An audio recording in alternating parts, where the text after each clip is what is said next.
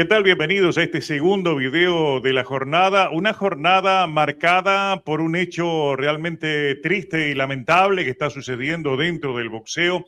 Y es el estado de salud de la boxeadora Acy Sio, de apenas 19 años, quien quedó en coma tras sufrir un brutal knockout contra Jocelyn Camarillo en la pelea de apertura de la cartelera del sábado en San Bernardino, organizada por Probox. Sio sufrió graves lesiones luego de caer noqueada en el primer asalto de su combate, lo que obligó a los médicos a inducirle un coma como medida preventiva para salvaguardar su vida, de acuerdo a la información oficial, y también la estabilidad neurológica.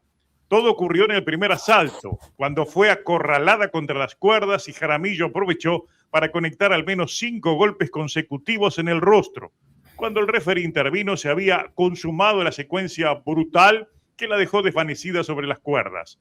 El episodio, una vez más, está desnudando enormes deficiencias en el trabajo de fiscalización encima del ring, en el control previo, en la prevención, en el trabajo poco profesional de las esquinas y sobre todo de los entes reguladores que permiten peleas desiguales, que no fiscalizan muchas veces de manera correcta la recuperación luego del corte de peso ni miden posibles consecuencias. La boxeadora Sio, de apenas 19 años, venía de perder por nocaut en otra cartelera apenas el pasado 30 de enero. Lo que sí vamos a hacer ahora es hablar directamente con el doctor Ernesto Duarte Tagles. Como ustedes saben, siempre recurrimos a él en este tipo de instancias, una de las figuras más reconocidas de la medicina en México, por cierto, también un amigo al que apreciamos mucho, y con él estamos en línea. Doctor, un gusto estar en línea con usted. Gracias por su tiempo. Cuénteme cómo ha reaccionado ante este nuevo hecho lamentable dentro del boxeo profesional.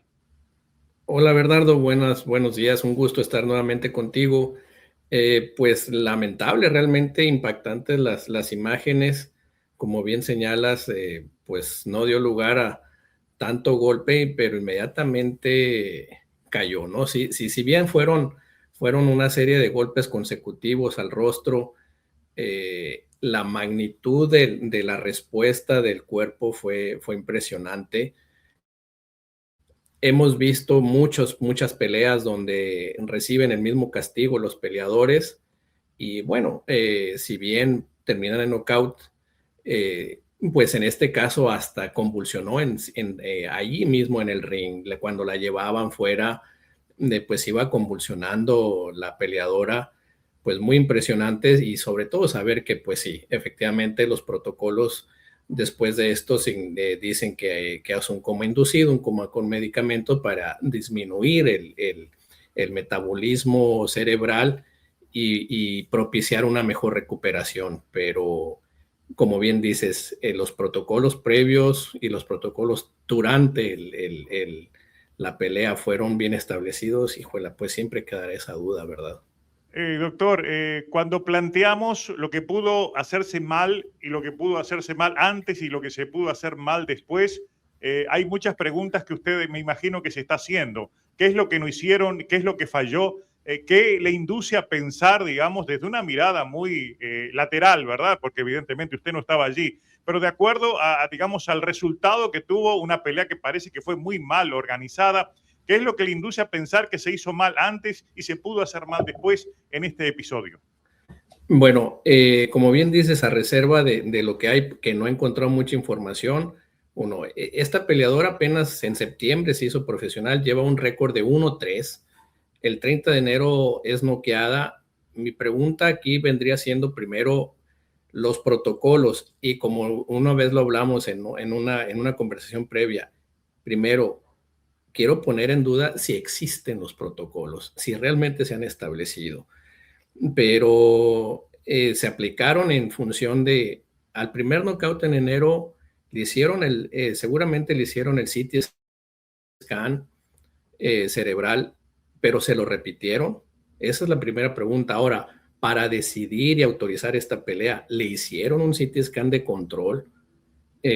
Dos, siempre he puesto, para mí siempre ha sido híjole, me causa un nerviosismo cuando veo esos peleadores que para la ceremonia de pesaje pierden, se deshidratan, dan el peso y que supuestamente en las siguientes 12 horas se hidratan.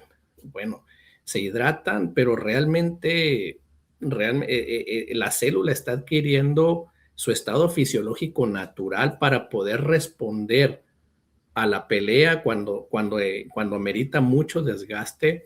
Siempre he tenido mis dudas y sobre todo yo no he sabido que les tomen laboratorios o que les hagan en esa recuperación, que vean si realmente se han recuperado fisiológicamente. Sí, cierto, los entrenadores tienen una vasta experiencia, no me voy a poner a discutir con ellos en lo que observan, pero lo que clínicamente hay realmente estamos viendo que sí se están recuperando.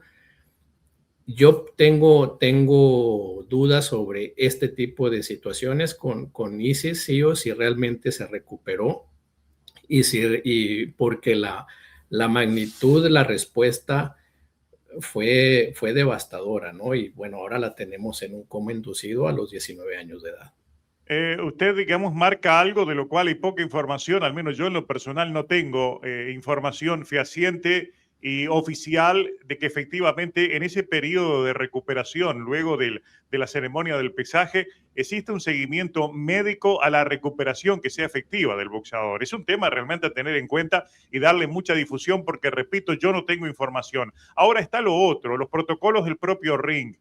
¿Hasta qué punto, digamos, no hay otro tipo de fiscalización en el cuadrilátero que no sea estrictamente el del referee de turno, que es un ser humano que puede equivocarse? En este caso, mucha gente marca algo que también a mí me llamó la atención, es la distancia de la cual estaba siguiendo un momento de, digamos, de mucha presión y mucho golpeo, hubo una secuencia muy larga de golpes y él como que demoró en intervenir, porque realmente daba signos, de que ya estaba, digamos, totalmente vulnerable e indefensa ante el golpeo de la rival. ¿Cree que también en ese aspecto se está fallando y que se necesita algo más que un referee, quizás un médico que tenga otro tipo de actuación y no cuando lo llaman? Yo creo que sí, sobre todo cuando hay eventos de este tipo, bien señalas, bueno, es apreciativo y el referee puede darse cuenta o no. Creo que no debemos crucificarlo en ese aspecto, sino como bien dices, darles otra opción, otras herramientas para minimizar ese margen no de error, sino ese margen para que se puedan escapar ciertas situaciones en las cuales el referee por X o Y no pueda darse cuenta, ¿no? Pero sí, definitivamente, si tú ves los comentarios de la pelea, de hecho, varios señalan, bueno, ¿y el referee qué estaba haciendo? No, porque sí, pues le da 1, 2, 3, 4, 5 golpes, pero ya desde el segundo ya se vio que, como dice un buen comentarista de la televisión mexicana, ¿no? Ya tenía la cabeza como badajo de campana, ¿no? Entonces ya desde ahí dices, oye, espérame, y sí, efectivamente, yo creo que sí debe de haber un tercero que diga, que señale, que encienda una luz y en automático se pare la pelea. Doctor, yo siempre he estado cuestionando las grandes desigualdades que existen en el boxeo femenino con respecto al masculino. Desigualdades porque hay profesionales al 100%, boxeadoras que trabajan esto de manera permanente, 24/7, y hay otras a las cuales por un tema económico tienen que ocuparse muchas veces de un trabajo afuera, a veces tienen que atender la familia y no se ocupan de la misma manera que una profesional 100%. Todo eso se ha materializado en peleas desiguales y boxeadores que terminan realmente con secuelas muy graves. Digamos, se debería esto analizar desde el punto de vista de que, digamos, las mujeres son más vulnerables cuando se dan este tipo de secuencias de golpeo a sufrir lesiones graves que con un hombre, o en los dos casos se puede medir de la misma manera. Es decir, No, perdón, si hay que hacer algún tipo de preferencia porque sean mujeres y no hombres.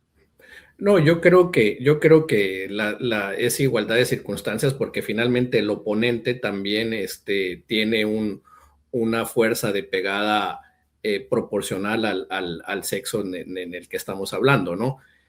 Pero como iniciaste tu conversación, yo creo que ese es el punto. O sea, las peleas desiguales entre aquel que realmente se entrena y contra el que no. Desde ahí se debe de ver y decir, oye, espérame tantito, tú no puedes hacer, no puedes subir esto, ¿no? Ayer precisamente veía un